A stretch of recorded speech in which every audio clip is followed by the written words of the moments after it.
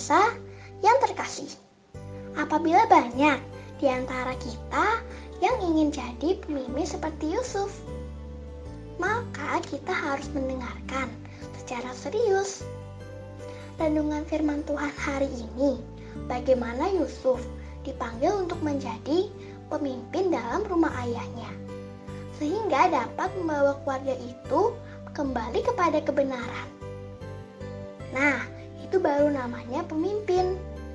Tentunya para pemirsa bersedia menjadi pemimpin yang sama seperti Yusuf, bukan?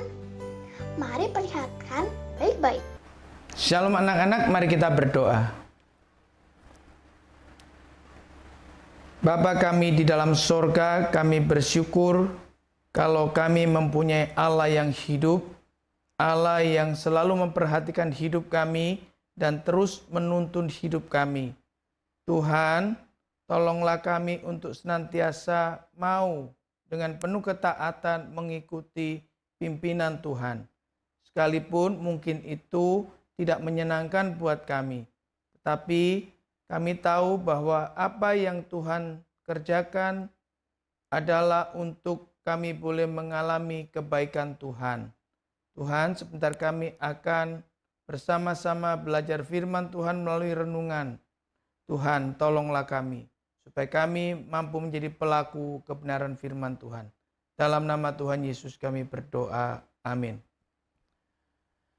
Anak-anak sekalian, ketika Yusuf menjadi seorang gubernur di Mesir, Yusuf mengerjakan seluruh tugasnya dengan baik, dengan benar.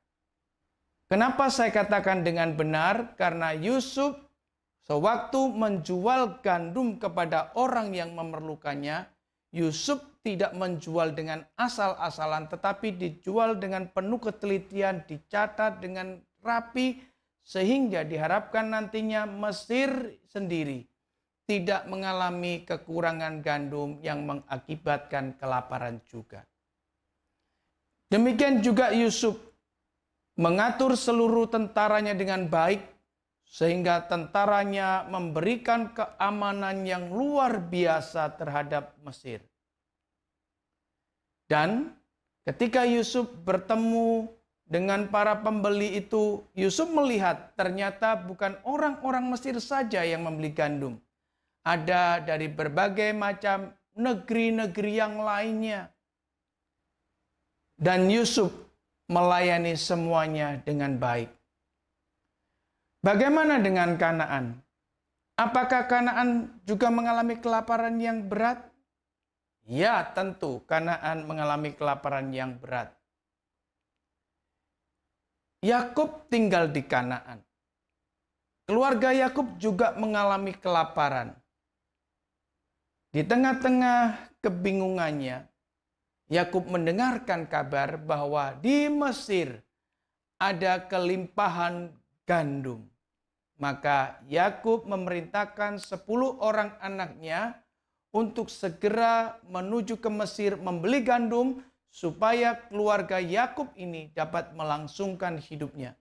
Mereka membawa keledai, membawa karung, dan mereka juga yang paling penting adalah membawa uang untuk membeli gandum tersebut. Nah, perjalanan dimulai. Mereka memerlukan waktu lebih kurang 7-10 hari untuk sampai ke Mesir, karena perjalanannya lebih kurang sekitar 400 km.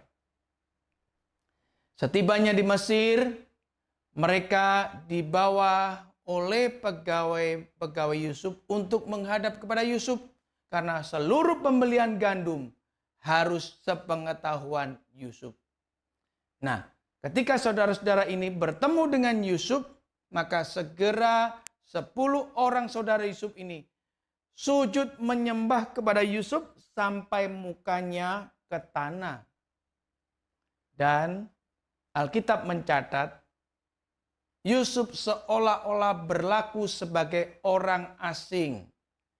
Itu artinya menunjukkan bahwa Yusuf mengenal saudaranya, tetapi saudara-saudaranya tidak mengenal Yusuf. Maka Yusuf bertanya, "Dari manakah kamu?" Maka saudara-saudaranya menjawab, "Kami ini dari Kanaan." Maka Yusuf kembali mengatakan kalimat yang sangat membuat saudara-saudaranya ketakutan. Kamu semua ini pengintai. Kamu sekalian melihat negaraku di mana yang tidak dijaga. Wah, kalimat itu membuat saudara-saudaranya Yusuf ini ketakutan. Dan mereka mengatakan, bukan, kami ini ke sini untuk membeli gandum. Kami ini 12 bersaudara.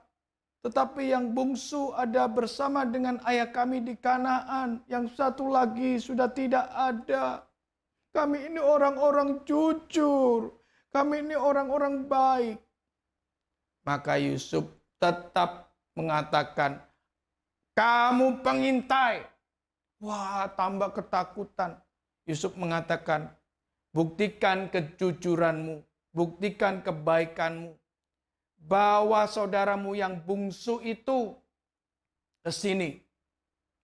Maka Yusuf mengatakan, sebelum kau mengambil saudaramu yang bungsu, aku penjarakan dahulu. Wah, 10 saudaranya dimasukkan ke dalam penjara.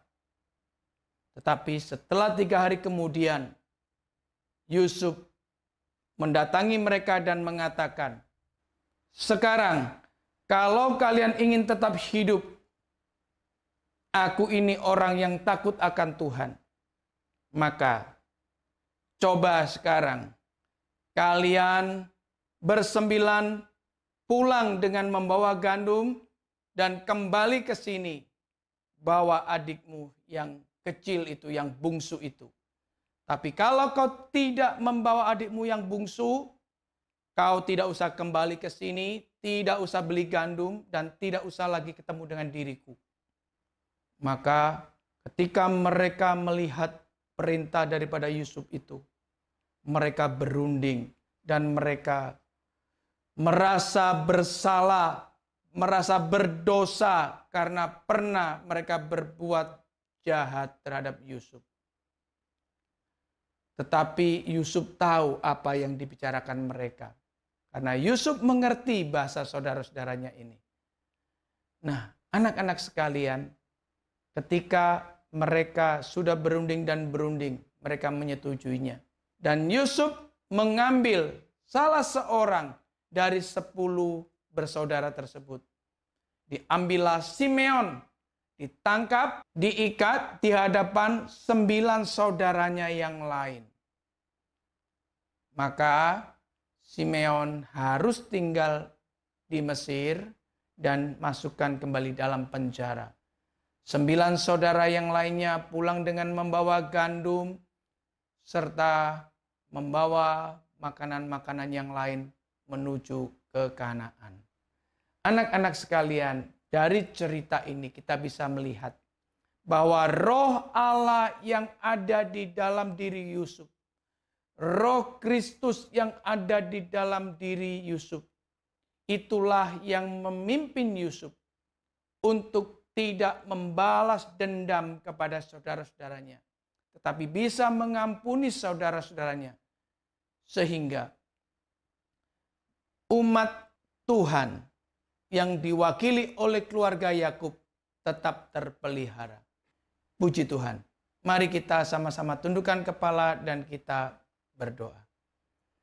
Bapa dalam sorga, kami berterima kasih untuk kebaikan-Mu yang telah mengizinkan kami bersama-sama merenungkan kebenaran firman Tuhan.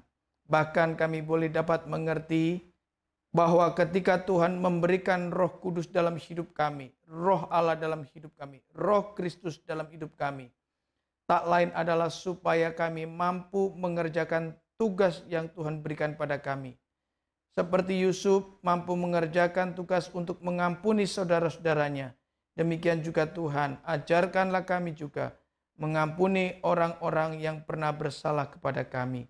Terima kasih Tuhan untuk firman-Mu ini. Dalam nama Tuhan Yesus kami berdoa. Amin. Sheila bersyukur kepada Tuhan bisa mendengarkan firman Tuhan yang memimpin pada kebenaran dengan mengamati Yusuf dalam posisinya yang tinggi. Ternyata dia bersedia tunduk kepada Allah serta tidak mau bertindak sewenang-wenang terhadap saudara-saudaranya yang lemah. Kiranya kita semua dapat menjawab panggilan Allah atas hidup kita dengan melakukan segala sesuatu berdasarkan hikmat surgawi yang secara otomatis tidak mungkin dikuasai oleh rasa iri atau cemburu. Besok sediakan waktu buat baca Kejadian 42 ayat 27-43 ayat 14. Sampai jumpa.